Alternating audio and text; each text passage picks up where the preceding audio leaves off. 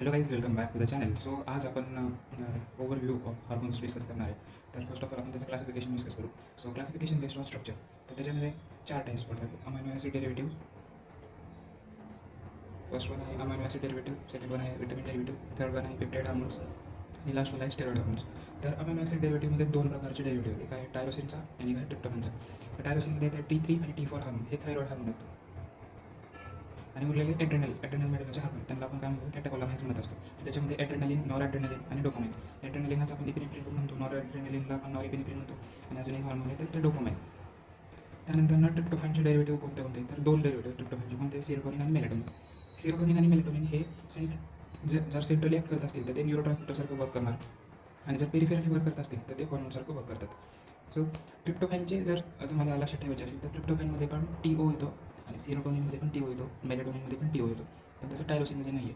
तर असं तुम्ही लक्षात ठेवू शकता. विटामिन डेरिव्हेटिव्हमध्ये 2 डेरिव्हेटिव्ह, विटामिन ए आणि विटामिन डी, हे सुद्धा हॉर्मोनसारखे ॲक्ट करतात. नेक्स्ट कॅटेगरी आहे पेप्टाइड हार्मोनची. तर त्याच्यामध्ये 3 प्रकारची कॅटेगरी आहेत. एक स्मॉल पेप्टाइड, एक आहे small peptide category, large peptide आणि ग्लायकोप्रोटीन्स. तर स्मॉल पेप्टाइडची कशी साईज कशी असते तर 50 अमायनो ॲसिडपेक्षा कमी जे असतात. लार्ज पेप्टाइड जे असतात ते 50 अमायनो ॲसिडपेक्षा जास्त राहतात. आणि ग्लायकोप्रोटीनमध्ये त्या स्ट्रक्चरमध्ये प्रोटीनचा कंटेंट हा कार्बोहायड्रेटपेक्षा जास्त राहतो. तर स्मॉल पेप्टाइडचे एक्झाम्पल कोणते होते तर एंटेरियर पिट्युटरीमधून एक हार्मोन येतं ACTH, ॲड्रेनोकॉर्टिकोट्रॉपिक हार्मोन, ते स्मॉल पेप्टाइड आहे. पोस्टेरियर पिट्युटरीमध्ये ADH म्हणजे वेसोप्रेसिन, हे 2 हार्मोन पोस्टेरियर पिट्युटरी सिक्रेट करते, ते स्मॉल पेप्टाइडमध्ये क्लासिफाय केले. आणि जेवढे कोणते हायपोथॅलॅमिक हार्मोन्स जे असतील ते स्मॉल पेप्टाइड्स म्हणूनच ॲक्ट करतात. So next category large peptide, त्यांची साईज असते 50 अमायनो ॲसिडपेक्षा जास्त. एंटेरियर पिट्युटरी मधलंच हार्मोन तर ग्रोथ हार्मोन हे लार्ज पेप्टाइड, त्याच्यामध्ये 191 अमायनो ॲसिडची चेन असते. नेक्स्ट हार्मोन इज प्रोलॅक्टिन, हे पण एंटेरियर पिट्युटरीचंच हार्मोन आहे, त्याच्यामध्ये 199 अमायनो ॲसिडचं चेन राहते. त्यानंतर इन्सुलिन, हे एकदम बॉर्डर लाईन आहे, 51 अमायनो ॲसिडची चेन राहते याच्यात. Parathyroid hormone, next one is renin, हे लार्ज पेप्टाइडमध्ये असते. लार्ज पेप्टाइडमध्ये हे येतात growth hormone, prolactin, insulin, PTH आणि रेनिन. तर नेक्स्ट कॅटेगरी आहे ग्लायकोप्रोटीन्सची, त्याच्यामध्ये FSH, LH आणि TSH. FSH आणि LH हे मेस्ट्रोल सायकलमध्ये वर्क करतात आणि TSH हे आपलं नॉर्मल हार्मोन. सो त्यांच्यामध्ये काय आहे तर 200 अमायनो ॲसिडची चेन राहते. आणि त्यांच्यामध्ये कॉमन सब युनिट कोणतं तर अल्फा सब युनिट ह्यांच्यामध्ये कॉमन राहते सगळ्यांमध्ये, FSH, LH आणि TSH. नेक्स्ट कॅटेगरी आपली स्टेरॉइड हार्मोनची, त्याच्यामध्ये 2 प्रकार आहेत, ॲड्रिनल कॉर्टेक्स हार्मोन आणि सेक्स हार्मोन. ॲड्रिनल कॉर्टेक्स हार्मोनमध्ये कोणते कोणते तर जी आपली ॲड्रिनल ग्लँड आहे तर त्याच्यामध्ये हा जो कॉर्टेक्स तर त्याचे हार्मोन आहेत. त्याच्यामध्ये पण 3 लेअर असतात, झोना ग्लोमेरुलोसा, झोना फॅसिक्युलेटा, झोना रेटिक्युलन्स. तर त्याच्यामध्ये पहिला जो लेअर आहे झोना ग्लोमेरुलोसा, तो सिक्रेट करतो अल्डोस्टेरॉन. ग्लोमेरुलोसा सिक्रेट करतो अल्डोस्टेरॉन. कॉर्टिसोल हे झोना फॅसिक्युलेटा सिक्रेट करते, सो फॅसिक्युलेटा सिक्रेट करते कॉर्टिसोल. आणि झोना रेटिक्युलरिस काय सिक्रेट करते तर THEAS आणि अँड्रोस्टिनॅडोन, हे हार्मोन झोना रेटिक्युलरिस सिक्रेट करतात. सो बेसिकली हे डायहायड्रोइपी अँड्रोस्टेरोनोसल्फेट हे जे हार्मोन आहे ते फिटल हार्मोन आहे. हे आपल्या ॲड्रिनल डेव्हलपमेंटसाठी खूप इम्पॉर्टंट आहे आणि जेनेटिक्सच्या डेव्हलपमेंटसाठी खूप इम्पॉर्टंट असं हार्मोन आहे. तर नेक्स्ट आपण होतो अँड्रोस्टिनॅडोन. तर इथं पाहू शकता तुम्ही DHEAS हे मोस्ट अबंडंट आहे adrenocortical hormone in fetal life. Next category sex hormone, हे इस्ट्रोजन, प्रोजेस्टेरॉन आणि टेस्टोस्टेरॉन, हे दोन जे आहेत ते फिमेल हार्मोन, हे मेल हार्मोन. तर हे सेक्स हार्मोन्स आहेत आणि यांचं नेचर कोणतं तर स्टेरॉइड हार्मोनचं नेचर. So that's all. आपण आता थोडं डिटेलमध्ये पाहू. ट्रिप्टोफॅनचं मी जसं सांगितलं तुम्हाला की ट्रिप्टोफॅनचे डेरिव्हेटिव्ह सेरोटोनिन आणि मेलाटोनिन. तर सेरोटोनिन हे आहे तर त्याचा मोस्ट अबंडंट सोर्स म्हणजे हा कुठून सिक्रेट केला जातं तर एंटेरोक्रोमॅटिन सेल्स, जे की GITमध्ये सेल्स असतात. मेलाटोनिन हे पीनिंग ग्लँडच्या थ्रू सिक्रेट होतं. तर यांचं मेन प्रॉपर्टी सांगितली की जर हे सेंट्रली जर ॲक्ट झाले तर ते न्यूरोट्रान्समिटरसारखं वर्क करणार आणि पेरिफेरली जर ॲक्ट झाले तर हार्मोनसारखं ॲक्ट करणार. तर ह्यांचं फंक्शन काय तर हे दोन्ही हार्मोन्स हे स्लीप वेक सायकलमध्ये वर्क करतात. सेरोटोनिन आपल्याला अलर्ट आणि ॲक्टिव्ह ठेवण्यास मदत करतं, मेलेटोनिन आपल्या स्लीपमध्ये हेल्प करतं. तर how it maintains sleep wake cycle, so ह्याची मेकॅनिझम आहे. आपण सुरुवातीला म्हणजे मॉर्निंगला जेव्हा आपल्या डोळ्यांवरती लाईट पडते म्हणजे सनलाईट किंवा थ्रू वाया सनलाईट और गॅजेट्स, सो तर मग आपल्या डोळ्यामधून सिग्नल जातं, आपल्या लाईटचं सिग्नल जातं पुढून. तर रेटिनावरती गॅंग्लियॉन सेल राहतात, त्या राफे न्यूक्लिया जे ब्रेन स्टेममधलं स्ट्रक्चर आहे त्यांना स्टिम्युलेट करतात आणि सेरोटोनिनचं प्रोडक्शन होतं. मग संपूर्ण दिवस संपल्यानंतर ना रात्री 9:30 ते 10च्या आसपास सेरोटोनिनची लेवल कमी होते, कारण की लाईटचं सिग्नल पण कमी होत जातं आणि मेलेटोनिनचं सिक्रेशन वाढत जातं. आणि मेलेटोनिन वाढता रात्रीच्या म्हणजे पहाटेच्या 2 वाजता किंवा 2:30च्या दरम्यान याची मॅक्सिमम लेवल अटेन होते आणि जेवढं जास्त मेलेटोनिन तेवढी स्लीप चांगली. जसं की आपण बघितलं मेलेटोनिन स्लीपमध्ये हेल्प करत असते. मग आपली एक खराब हॅबिट अशी असते की आपण रात्रीपर्यंत खूप असे गॅजेट्स वगैरे यूज करत राहतो. So over use of gadgets in night and continued increase in serotonin. त्याच्यामुळे काय होतं की मेलेटोनिनची लेवल वाढत नाही आणि त्याच्यामुळे आपली स्लीप सायकल सगळी डिस्टर्ब होऊन जाते आणि डिस्टर्ब सेरोटोनिन लेवल जर झाल्या तर मोस्ट लिडिंग कॉज आहे डिप्रेशनचा, की सेरोटोनिन जर कमी झालं तर डिप्रेशनचं कारण काय आहे तर सेरोटोनिन हे हॅपी हार्मोन, जर हॅपीनेस नसेल तर डिप्रेशन येते आपल्याला. तर हार्मोन्स ऑफ हॅपीनेस कोणते कोणते आहेत त्याची ठीक आहे DOSE dose DOSE. D for dopamine, O for oxytocin, S for serotonin आणि E for endorphins. D for dopamine, O for oxytocin, S for serotonin आणि E फॉर एंडॉर्फिन. हे एंडॉर्फिन जे आहेत ते पेन रिलिव्हिंग सबस्टन्ससारखे ॲक्ट होतात. जेव्हा आपण exercise करतो तेव्हा हे हार्मोन्स रिलीज होतात. तर ॲड्रेनल ग्लँडच्या हार्मोन म्हणजे किती पर्सेंटमध्ये सिक्रेट होतात तर ह्याचा 80-20 रूल आहे. तर ॲड्रेनल ग्लँड ही 80% कॉर्टेक्सपासून बनलेली असते आणि 20% मेड्युलापासून बनलेली असते. तर 20% मेड्युलामध्ये पण 80% सिक्रेशन हे ॲड्रेनलिनचं होत असतं आणि 20% सिक्रेशन हे नॉर ॲड्रेनलिनचं होत असतं. हे कॅटेकोलामाइन्स आहेत. ॲड्रेनल मेड्युलाचे जे हार्मोन्स असतात आपण त्यांना कॅटेकोलामाइन म्हणत असतो. ॲड्रेनलिन आणि नॉर ॲड्रेनलिन. सो हे होता 80-20 रूल. सो आता दुसरं आपण जर क्लासिफिकेशन करायचं झालं तर based on mechanism of action हे ॲक्ट कसे करतात तर त्याच्या बेसवरती 2 प्रकार पडलेले आहेत, ग्रुप 1 आणि ग्रुप 2 हार्मोन्स. ग्रुप 1 हार्मोन जे आहेत ते इंट्रासेल्युलर म्हणजे सेलच्या आतमध्ये ॲक्ट करतात आणि ग्रुप 2 जे आहे ते सेल मेम्ब्रेनवरती ॲक्ट करत असते. तर ह्याचे जे ग्रुप 1चे रिसेप्टर आहेत ते इंट्रासेल्युलर आहेत आणि ग्रुप 2चे जे रिसेप्टर आहेत ते सेल मेम्ब्रेनवरती आहेत. तर सोल्युबिलिटी जर बघितली तर ग्रुप 1 हे लायपोफिलिक असतात म्हणजे लिपिड लविंग, ग्रुप 2मध्ये हायड्रोफिलिक असतात म्हणजे वॉटर लविंग. कॅरियर प्रोटीन कसं आहे ग्रुप 1मध्ये तर कॅरियर प्रोटीनची गरज असते ग्रुप 1मध्ये कारण की त्याला सेलमध्ये आतमध्ये येण्यासाठी पण काहीतरी कॅरियर प्रोटीन पाहिजे. वेळेस ग्रुप 2 हार्मोन जे आहेत त्यांना कॅरियर प्रोटीनची काही गरज नाही, ते सेल मेम्ब्रेनवरतीच ॲक्ट करतात. तर ग्रुप 1 हार्मोन हे सेलच्या आतमध्ये वर्क करत असतात तर त्याच्यामुळं त्यांचं टाईम ऑफ ॲक्शन किंवा हाफ लाईफ ही जास्त राहते. वेळेस ग्रुप 2चे हाफ लाईफ खूप कमी राहते. तर ग्रुप 1 हार्मोनमध्ये कोणते हार्मोन येतात तर स्टेरॉइड्स येतात, आयोडोथायरोनिन येतं, कॅल्सिट्रॉल येतात, रेटिनॉइड्स येतात. तर रिसेप्टर हार्मोन कॉम्प्लेक्सच्या मेकॅनिझमच्या बेसवरती हे वर्क करतात. वेळेस ग्रुप 2 हार्मोनमध्ये पॉलिपेप्टाइड येतात, प्रोटीन, ग्लायकोप्रोटीन, कॅटेकोलामाइन्स एक्सेट्रा असे येतात आणि ग्रुप 2 हार्मोनला ह्यांची जी मेकॅनिझम आहे ती सेकंडरी मेडिएटर असतात जसं as cyclic AMP, CGMP, calcium, परत फॉस्फोइनोसिटॉल्स, कायनेस कॅस्केड असे खूप सारे मेकॅनिझम आपण पुढे जाऊन बघणार. तर त्या ग्रुप 2मध्ये असतात. तर आपण त्या डिटेलमध्ये बघूया ग्रुप 1 हार्मोन काय राहतं. तर ग्रुप 1 हार्मोन हे त्यांची ॲक्शन कशी असते तर रिसेप्टर हार्मोन कॉम्प्लेक्सच्या बेसवरती असतात आणि हे जीन ट्रान्सक्रिप्शन ही जी आपल्या सेलमध्ये जी मेकॅनिझम आहे त्याचा जास्त यूज करतात जीन ट्रान्सक्रिप्शनच्या मोर दॅन ट्रान्सपोर्ट चॅनल्स. ते आपण पुढे जाऊन पण बघू आपण व्यवस्थित. सगळ्यात मेन आहे की रिसेप्टर हार्मोन कॉम्प्लेक्सची मेन मेकॅनिझम आहे याची. तर ग्रुप 1 हार्मोनमध्ये पण 2 प्रकार आहेत जसे की त्यांचं इंट्रासेल्युलर असतात रिसेप्टर. तर काही रिसेप्टर सायटोप्लाझममध्ये असतात तर काही न्यूक्लियस, तर त्याच्या बेसवरती हे क्लासिफिकेशन झालेलं आहे. तर टाईप 1मध्ये म्हणजे होमोडायमर रिसेप्टर असतो, तो रिसेप्टर सायटोप्लाझममध्ये असतो आणि हार्मोन कोणते तर स्टेरॉइड हार्मोन टाईप 1मध्ये राहतात.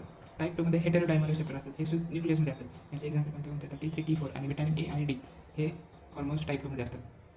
टाईप 1मध्ये स्टेरॉइड आणि टाईप 2मध्ये T3, T4, A आणि D व्हिटॅमिन. सो हे कसं देण्यात येणार तर 2, 3, 4. तर टाईप 2मध्ये T3, T4 असं लक्षात ठेवू शकता तुम्ही. सो ह्याचे मेकॅनिझम कसे असते तर टाईप 1च्या रिसेप्टरची मेकॅनिझम कशी तर हे होमोडायमर रिसेप्टरवरती ॲक्ट करतात ना त्या टाईपचे असतात. तर जेव्हा आता हे सायटोप्लाझम आहे आणि हे न्यूक्लियस राईट आणि हे प्लाझ्मा मेम्ब्रेन. जेव्हा स्टेरॉइड हार्मोन येतं तेव्हा HSP90 म्हणजे एक शेपेरॉन आहे इनॅक्टिव्ह फॉर्ममध्ये राहतं HSP90 हे रिसेप्टरवरती जाऊन ॲक्ट करतात. ॲक्ट केल्यानंतर ना HSP90 हे डिसोशिएट होतं आणि हे जे उरलेला रिसेप्टर आहे त्याची शेप साईज सगळं चेंज होतं जेव्हा स्टेरॉइड त्याला बाइंड करतो. मग तो बाइंड केल्यानंतर ना न्यूक्लियसमध्ये एंटर करतो आणि न्यूक्लियसमध्ये एंटर केल्यानंतर ना GRE म्हणजे ग्लुकोकॉर्टिकॉइड रेस्पॉन्स एलिमेंट ह्याच्यावरती जाऊन ॲक्ट करते आणि त्याची प्रोसेस पुढं होऊन जाते. काय प्रोसेस होते तर जीन ट्रान्सक्रिप्शन नावाची प्रोसेस होते. जीन ट्रान्सक्रिप्शन म्हणजे काय तर आपल्या DNA पासून प्रोटीन म्हणजे mRNA टू प्रोटीनची जी प्रोसेस आहे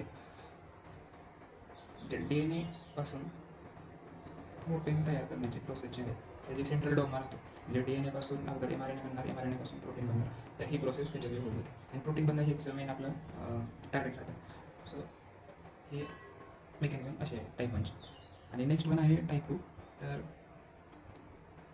टाईप 2ची मेकॅनिझम कशी होते तर हेटेरोडायमर रिसेप्टरवरती ॲक्ट करणार होते ते आणि त्याचं एक्झाम्पल होते T3. तर T3 सो टाईप 2 रिसेप्टरमध्ये आपण बघूया आता कसं वर्क करतं. तर 125 डायहायड्रॉक्सी D3 म्हणजे हे विटॅमिनचा ॲक्टिव्ह फॉर्म आहे. जेव्हा हा न्यूक्लियसमध्ये एंटर करतो तेव्हा म्हणजे कॅल्सिट्रायल म्हणतात आपण. तर हे VDR ॲक्टिवेशन कसं होतं, तर VDR म्हणजे विटॅमिन डीचा रिसेप्टर, त्याच्यावरती जाऊन हे क्लासिट्रायल बाइंड होतं. त्यानंतर ना रेटिनॉइड एक्स जे रिसेप्टर असतात ते पण बाइंड होतात. आणि त्यानंतर ना VDRE हे जे इलिमेंट आहे ते जीनचं ट्रान्सक्रिप्शन करून आणतं, त्याच्यामधून mRNA तयार होतं आणि प्रोटीन तयार होतं. सो हे सिम्पल वर्किंग आहे. तसं सिम्पली T3चं पण तसंच आहे. T3 बाइंड होतो, T3 सेलमध्ये येतो, सायटोप्लाझममध्ये येतो, त्यानंतर न्यूक्लियसमध्ये जातो. त्यानंतर हे जे को रिप्रेसर्स वगैरे ते डिसोशिएट होत असतात त्याच्यामध्ये. तर T3चं वर्किंग ते को रिसेप्टर डिसोशिएट होतात. त्यानंतर हे को ॲक्टिवेटर परत थायरॉइड रिसेप्टर, त्यानंतर रेटिनॉइड एक्स रिसेप्टर हे जेव्हा थायरॉइड रिस्पॉन्स इलिमेंटवरती ॲक्ट करतात त्यानंतर ट्रान्सक्रिप्शन होते आणि प्रोटीन्स तयार होतात. सो हे असे. तर न्यूक्लियर रिसेप्टर सिग्नलिंगमध्ये होमोडायमर रिसेप्टर असतात, हेट्रोडायमर रिसेप्टर आणि ऑर्फन रिसेप्टर असे 3 प्रकारचे रिसेप्टर असतात. तर लायगँड इंड्युसेस म्हणजे होमोडायमर रिसेप्टर जे आहे तर त्याची मेकॅनिझममध्ये काय, तर जी लायगँड असते ती को ॲक्टिवेटरची बाइंडिंगला इंड्यूस करत असते. एक्झाम्पल स्टेरॉइड रिसेप्टर, जसे की आपण ह्या मेकॅनिझममध्ये सांगितलं की हे बाइंडिंग इंड्यूस करत असते की को रिप्रेसरला बाइंड करावं लागेल, म्हणजे को ॲक्टिवेटर बाइंड होतं. हेटेरोडायमर रिसेप्टरमध्ये काय, तर लायगँड इंड्युसेस को ॲक्टिवेटर बाइंडिंग आणि को रिप्रेसर डिसोसिएशन. हे थायरॉइड रिसेप्टर, पॅराटाइम रिसेप्टर, रेटिनॉइक ॲसिड रिसेप्टर्स आणि PPAR म्हणजे पॅराक्झिझम प्रोलिफरेटर ॲक्टिवेटर रिसेप्टर जे असतात हे हेटेरोडायमर रिसेप्टरसारखे हेटेरोडायमर रिसेप्टरच्या मेकॅनिझमने वर्क करतात. नेक्स्ट वन आहे तर ऑर्फन रिसेप्टर. हे आपण पुढे पण बघणार आहे, आपल्याला लगेचच 2 नंबरच्या व्हिडिओमध्ये बघायला भेटेल. ऑर्फन रिसेप्टर जे असतात ते त्यांच्यामध्ये कोणतेही लायगँड वगैरे नसतात, ते डायरेक्टली बाइंड करतात आणि कॉन्स्टिट्यूट ॲक्टिवेटर आणि रिप्रेसरला रिप्रेसरची बाइंडिंग करून आणतात. यांचे एक्झाम्पल जर बघितले तर SF1 आणि DAX1 हे रिसेप्टर आहेत. परत HNF4 अल्फा हे आहेत. तर SF1 आणि DAX1 हे जे आहेत ते गोनाडोट्रॉप्स आणि ॲड्रिनल कॉर्टेक्सच्या डेव्हलपमेंटसाठी रिक्वायर्ड असतात. आणि HNF अल्फा 4 अल्फा जर डिफेक्ट जर झाला तर maturity onset diabetes in young त्याचा टाईप 1 होऊ शकतो. सो PPAR ॲगोनिस्ट जे आहे तर त्याच्यामध्ये अल्फा, गामा आणि ड्युएल म्हणजे अल्फा आणि गामा असे 3 प्रकारचे आहेत. तर PPAR अल्फा ॲगोनिस्टमध्ये एक्झाम्पल म्हणतात तर क्लोफॅबिन, त्याचं इंडिकेशन काय, तर हे कधी पण यूज करतो. तर हायपर ट्रायग्लिसरायडेमिया जेव्हा ब्लडमध्ये ट्रायग्लिसराईडचं अमाऊंट 40 मिलीग्राम पर डेसिलिटरपेक्षा जास्त होत असेल तर त्यामध्ये आपण क्लोफॅब्लेट्स यूज करत असतो. त्याच्यामुळे पॅनक्रियाटायटिसची रिस्क जास्त राहते जेव्हा ही ट्रायग्लिसराईड 440 mg per day जास्त होते. PPAR गामा कधी यूज करत असतो, तर त्याचं एक्झाम्पल आहे पायोलिटाझोल. हे डायबिटीस मेलायटिसमध्ये आपण इन्सुलिनचा जो रेजिस्टन्स असतो त्याच्यापासून आपण कॉम्बॅट करण्यासाठी आपण हे पायोलिटाझोल यूज करत असतो. तर त्याची रिस्क काय राहते, तर सॉल्ट रिटेन्शन, वॉटर रिटेन्शन, परत फ्रॅक्चर होऊ शकते, ब्लड कॅन्सरची पण रिस्क राहते. त्याच्यामुळं सॅरोग्लिटाझाल हे आपण यूज करतो. हे मोस्ट कॉमनली यूज ड्रग आहे. कधी आपण यूज करतो तर डायबेटिक डिस्लिपिडेमिया हे याच्यामध्ये आपण हे ड्रग ऑफ चॉईस आहे कोणता, तर सॅरोग्लिटाझाल. नंतर NAFLD पण यूज करतो आणि NASS म्हणजे नॉन अल्कोहोलिक स्टेटोहेपॅटायटिसमध्ये पण यूज करत असतो. आणि नोट करण्यासारखी गोष्ट एक आहे की मेटफॉर्मिन जे आहे हे पण आपण यूज करत असतो. कोणापासून डायबेटिकचा इन्सुलिन रेजिस्टन्सपासून कॉम्बॅट करण्यासाठी आपण हे यूज करत असतो. कोणते तर पायोग्लिटाझोल आणि मेटफॉर्मिन हे सुद्धा यूज करतो आपण.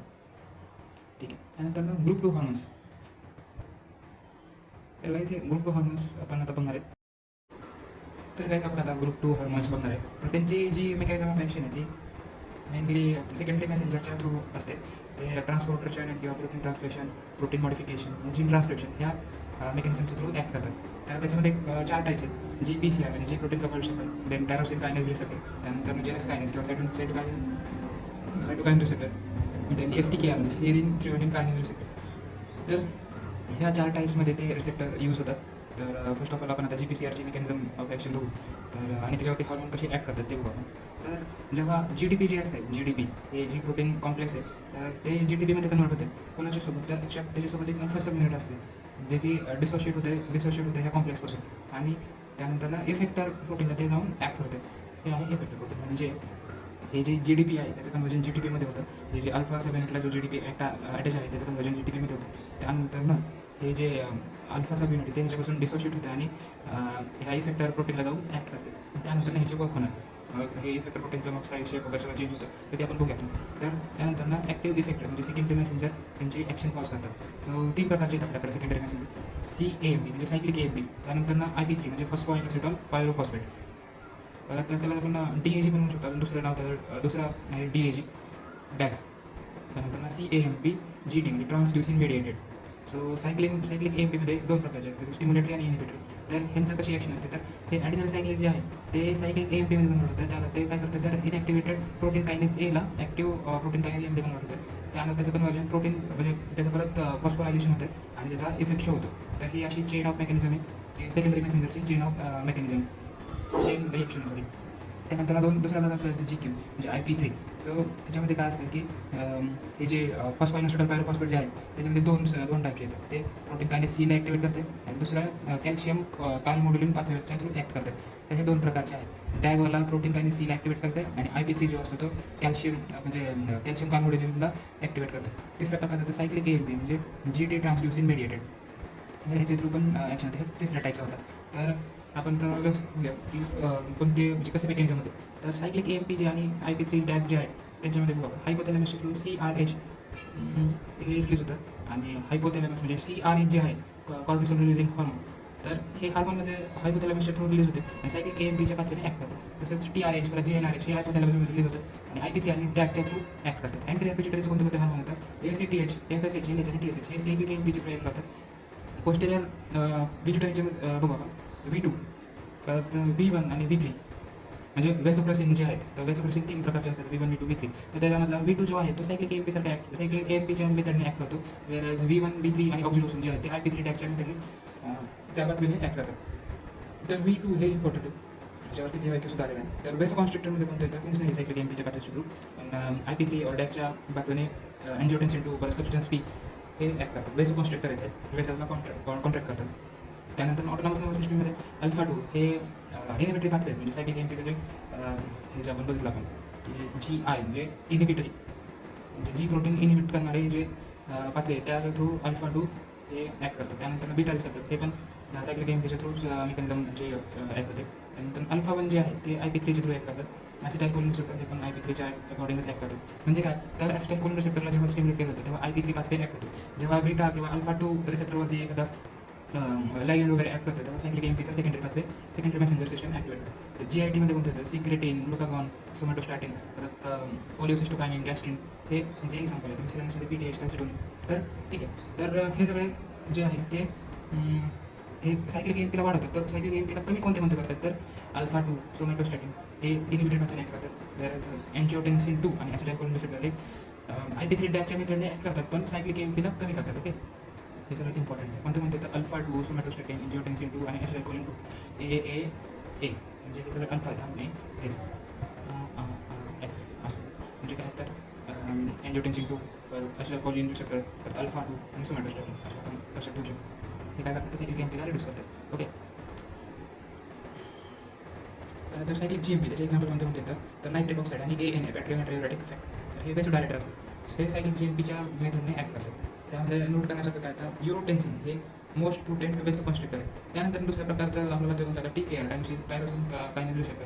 तर हे मोनोमर रिसेप्टर आहे, त्याच्यावरती जेव्हा लागेन ॲक्ट करते तेव्हा इंट्रासेल्युलर डायमरायझेशन होतं म्हणजे डायमर फॉर्म होतं आणि त्यानंतर रिसेप्टरचं ऑटोफॉस्फोरायलेशन होतं आणि नंतर इफेक्टर प्रोटीन होते ॲक्ट होतं म्हणजे एक आपले ॲक्शन पॉईंट होते. सो हे जे आपलं जे एक्झाम्पल काय होतं, तर इन्सुलिन हे जे इन्सुलिन वगैरे राहतं ते ग्लूट4ला ॲक्टिवेट करण्यासाठी हा पाथवे चूज करतात. म्हणजे PI3 AKT 1.5 पाथवे हा ॲक्टिवेट होता इन्सुलिनमध्ये इन्सुलिनच्या थ्रू आणि ग्लूट4 रिसेप्टरच्या थ्रू ग्लुकोज आपलं दिलं. आणि अजून दुसरं एक्झाम्पल नंतर all growth factor except TGA या ट्रान्सफॉर्मिंग ग्रोथ फॅक्टर बीटाला सोडून जेवढे काही ग्रोथ फॅक्टर जे आहेत ते TKR जे टायरोसिन कायनेज रिसेप्टरच्याच मेकॅनिझमने ॲक्ट करतात. सो जेव्हा हे इन्सुलिन ही सेल मेम्ब्रेन आहे सायटोप्लाझम आणि हे बाहेर ब्लड किंवा व्हॉटेवर यू वॉन्ट, सो हे सायटोप्लाझम आहे. ओके, तर इन्सुलिन जेव्हा आपल्या टिश्यूवरती टिश्यूच्या सेल मेम्ब्रेनवरती जो इन्सुलिन रिसेप्टर आहे त्याच्यावरती ॲक्ट करतं तेव्हा त्याचा फॉस्फोरायलेशन होतो 2 वेळा. त्यानंतर ना हे IRS म्हणजे इन्सुलिन रिसेप्टर सबस्ट्रेट फॉर्म होतं आणि त्यानंतर हा जो पाथवे तो गो फॉर्म होतो आणि इन दी एंड हे जे ग्लूट4 रिसेप्टर जे आहे ते सेल मेम्ब्रेनवरती ॲक्टिवेट होतात आणि त्याच्या थ्रू ग्लुकोज जे आहे ते बाहेरून आतमध्ये येतं आणि अशा प्रकारे इन्सुलिन वर्क करतं. ग्लूट4 रिसेप्टर जे आहे इन्सुलिन डिपेंडंट ग्लुकोज अपटेक करतात. तर कोणत्या सेलवरती प्रेझेंट असतात, अडिपोज टिश्यू, स्केलेटल मसल आणि हार्टवरती हे प्रेझेंट होतं. दुसरा रिसेप्टर आहे आपल्याकडं JAK STAT receptor, cytosine receptor. तर ह्यांचे मेकॅनिझम काय, तर जेव्हा लायगेंड बाइंड करते तेव्हा त्यांचं पण डायमरायझेशन होतं आणि त्या डायमरायझेशन झाल्यानंतर फॉस्फोरायलेशन होतं स्टॅट प्रोटीनचं आणि हे जॅक स्टॅट पाथवेने ट्रान्सलेशन करून म्हणतात DNA. सो कोणते जे रिसेप्टर आहेत किंवा कोणते हार्मोन आहेत की जे जॅक रिसेप्टरचे थ्रू ॲक्ट करतात, तर ग्रोथ हॉर्मोन्स, प्रोलॅक्टिन आणि एरिथ्रोपोएटिन. तर ग्रोथ हार्मोन आणि प्रोलॅक्टिन यांचं दोघांचं सिमिलरच फंक्शन आहे, त्याच्यामुळे त्यांना आपण क्वीन हार्मोन म्हणत असतो. आणि त्याच्याबरोबर एरिथ्रोपोएटिनसुद्धा जॅक पाथवेनेच ॲक्ट करतात. Jack 2 mutation is present in, तर हे इम्पॉर्टंट आपल्या डिसीजची नाव आपल्याला लक्षात ठेवायला लागते. पॉलिसायथेमिया रुब्रा व्हेरा, परत प्रायमरी मायोफायब्रोसिस, प्रायमरी मायलोफायब्रोसिस, त्यामुळे इसेन्शियल थ्रोम्बोसायटोसिस, हे जॅक पाथवेच्या जॅक 2 म्युटेशनमुळे होणारे डिसीज आहेत. आणि लास्टवालं जे आहे ते सेरिन थ्रेओनिन कायनेज रिसेप्टर. तर याच्यामध्ये काय होतं, तर स्मॅड प्रोटीन जे असतं, स्मॅड प्रोटीन त्यांचं फॉस्फोरायलेशन होत असतं. मग त्यांचे कोणते कोणते हार्मोन असे आहेत की जे STK म्हणजे सेरिन थ्रेओनिन कायनेज रिसेप्टरच्या थ्रू ॲक्ट करतात. तर फर्स्ट वन आहे ॲक्टिव्हिन इनहिबिन, परत वन मॉर्फोजेनिक प्रोटीन, आणि लास्ट वन आहे TGF म्हणजे ट्रान्सफॉर्मिंग ग्रोथ फॅक्टर बीटा. हे most potent pathogenic fibrogenic cytokine आहे. म्हणजे लिव्हर सिरोसिस झालं किंवा अदर म्हणजे जे फायब्रोसिस वगैरे होणारे जे आहेत डिसीज, तर त्यांच्यामध्ये हे खूप इम्पॉर्टंट असा पॅथोजेनिक सायटोकाईन आहे की ज्याच्यामुळे फायब्रोजेनेसिस होते. तर TGF बीटा हे एकच असं ग्रोथ फॅक्टर आहे की जो STK म्हणजे सेरिन थ्रेओनिन कायनेज रिसेप्टरच्या थ्रू ॲक्ट होते. बाकी सगळे ग्रोथ फॅक्टर जे आहेत ते आपल्या टायरोसिन कायनेजला त्याच्या थ्रू ॲक्ट करतात. So it was about all overview of hormones. आणि आपण नेक्स्ट व्हिडिओमध्ये भेटूया with next point. So thanks for watching. We will catch in the next.